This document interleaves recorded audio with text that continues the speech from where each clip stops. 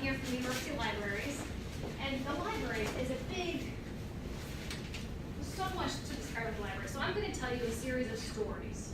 So I'm going to start with one of my personal stories. So it's Thanksgiving, and I have a good friend, his name is Dave, and he's just finished his early afternoon meal with his family, traditional Thanksgiving meal, but he has this terrible headache. And so he lays down on the couch to take a quick nap. His mom checks on him, and she says something's terribly wrong. They call the ambulance, take him, rush him to the hospital. Sadly, they were not able to save him. He died that night. And this story happened. There's a dear friend of mine. This happened 20 years ago. So why I bring this up here is that we were part of a close circle of friends. My friend Emily, my college roommate, she and I are still in touch. So she emailed me around Thanksgiving this year and said, hey, I've been thinking a lot about Dave. I want to reach out to his parents. I'm going to send them a note, let them know that we remember him. I don't have their address. Can you get it for me? I didn't either. It's 20 years ago. I moved to a different city now, and I said, I don't have it, but I bet I can find it. So I'm at home. I logged on to the library's website. In 10 minutes, I had their address because I knew basically where they lived, knew their names. I was able to find it very quickly. I emailed her the address, and she wrote a lovely note. And so the story is that, in this case, the library for me and my friend was a way to do some shared remembrance together, to connect people, to show that we really cared about each other. So a little less emotionally tugging story. So I teach a lot of success story sessions. Did you guys go to success story sessions? You were freshmen? No. Wow.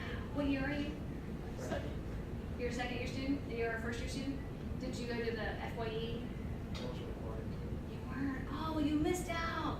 Well, I'm glad you're here today. So after one of those sessions, a student, his name is John, he came up and asked me about finding crime statistics. He was very interested in crime statistics for this area of campus, but not just campus, the whole surrounding area. He was having a really hard time understanding what he could trust and what he couldn't trust.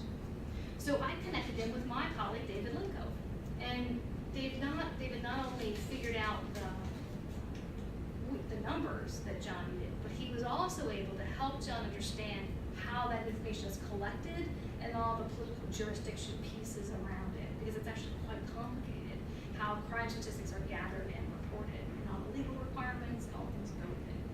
And so here, the library is a source of experts.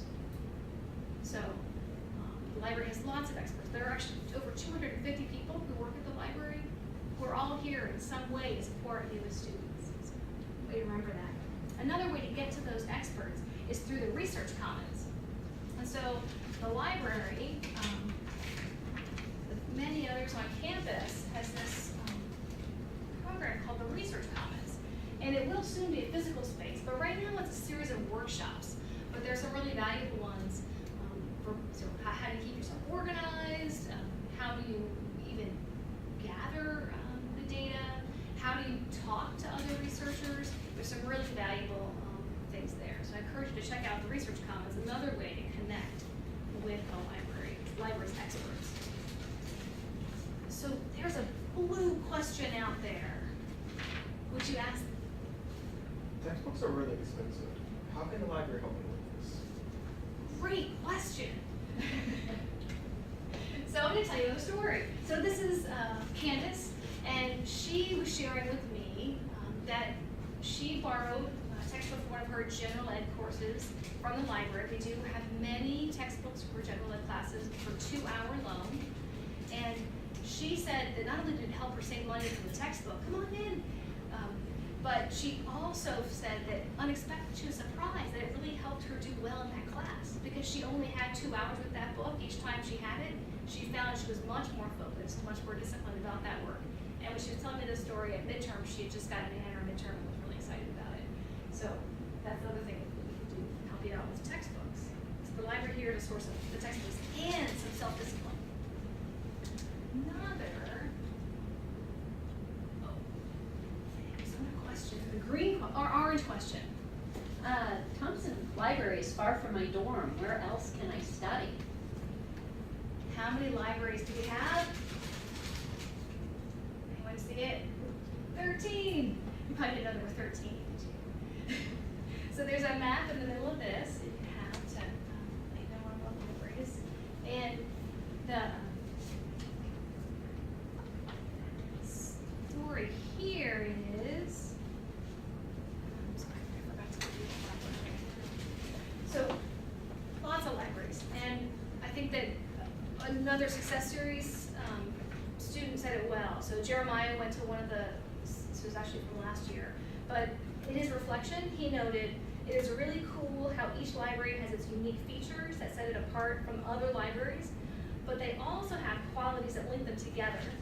I now frequently visit the Biological Sciences Pharmacy Library, which happens to be a lot closer to my dorm than Thompson Library is. So it's another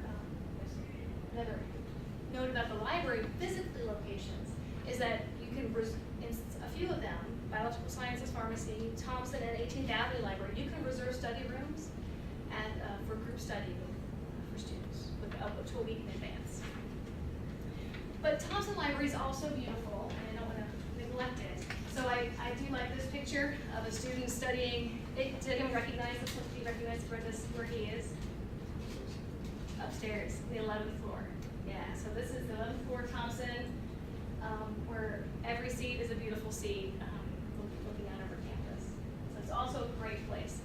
I had the great fortune a few years ago to interview students working in the library, and repeatedly I heard this message that the library was a really powerful place to go study because they were around other students who were also studying, who were, so even just being there helped them to be more productive and to focus on their schoolwork so they could then go out and have fun.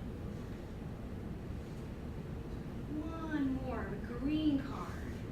What can the library do for STEM students? So a lot of STEM students tell me, I don't need books, right? But you need stuff that's online. But we do have a lot of stuff that's online. So this is Nature magazine. Are you familiar with Nature? Just as an example. So Nature is a really important weekly science journal. Very, very common, very important. And so if you were to search it online, you'd be able to get tips, but you couldn't get the whole article. You have to have a subscription to get the whole article. Now, you could buy your own subscription. Student subscriptions for 1 year are only $119, cheaper than a textbook, but still. If you're not a student, it's a little more, $199. But the library buys this for you. How much do you think the library pays? Any guesses? People pay more or less than an individual subscription? Less? You think we pay less? What do you think? We pay more or less? I think you pay more since more people will be able to use it when everybody's from you. You were thinking like a publisher. Because we do pay more. In 2012, it was $20,641 for our subscription to Nature. So, but we do this on behalf of we're buying for the whole campus. We're a big campus, and so we buy all of these things. And it's not just Nature. We have over 30,000 subscriptions to journals. We have over 600,000 electronic books, in addition to all the physical books and other materials we have. So my goal, my point here is that we have lots of stuff. We buy stuff on your behalf. And so especially in STEM fields, a lot of those resources are unique and expensive and behind paywalls. So you can get hints that they exist for free, but you can't get to the actual thing unless you're part of the Ohio State campus. So the way to get to it, the easiest way is through the library's website. So library.osu.edu, it's on all of our brochures. That's the easiest way to get into all of those things you buy on your behalf. So I encourage you to use those. And even stuff that might be open web but still hard to find. I'm going to share another story that I enjoy. This is my colleague Danny Dotson is a librarian who works with math students and engineering students. And he was telling me about this student, Kyle, who came to him and was interested in doing a project about a hoverboard. Think Back to the Future, the movies, those hoverboards. And so he was going to do some research on hover technology and figure out what he needed to do. Well, my colleague Danny was able to find not only the hover technology stuff, he found a white paper of a prototype somebody had presented at a conference who had built a prototype hoverboard. And so this student was able to take that and go so much further than he could have if he had been on his own. So because librarians, again, we have experts who can help you. So that's the other. Sure. On all kinds of things, even more than you'd expect. So now I want to give you a chance to ask any questions that you might have. Is there anything you wanted to learn? You made all the way down the hall to this presentation. I'm thrilled you came. Is there anything you expected to hear that you haven't, that you wanted to know about? So what are the research commons? The research commons. So this is it's a combination of a physical space, or will be, which doesn't quite exist yet. It will be in the 18th Avenue Library, and a series of workshops, and also ways to get consultations together. There's so much research happening on campus, but actually it happens a lot in individual departments, in these small academic departments or colleges, and people don't always connect with each other. So the research commons is lots of folks across campus interested in research coming together through workshops, through physical space. We're going to display research, all those kinds of things. And that's the next Right question. now it's a website. Except that she's not sure what Any other questions? There's It's almost like research. So let me end Why don't you this note. let her know that? That the library is not just about books. I would think of it as a kaleidoscope of people, services, and resources that serve as a support beneath you as you make your way as a student. And the support will look different for each of you and will grow with you over time.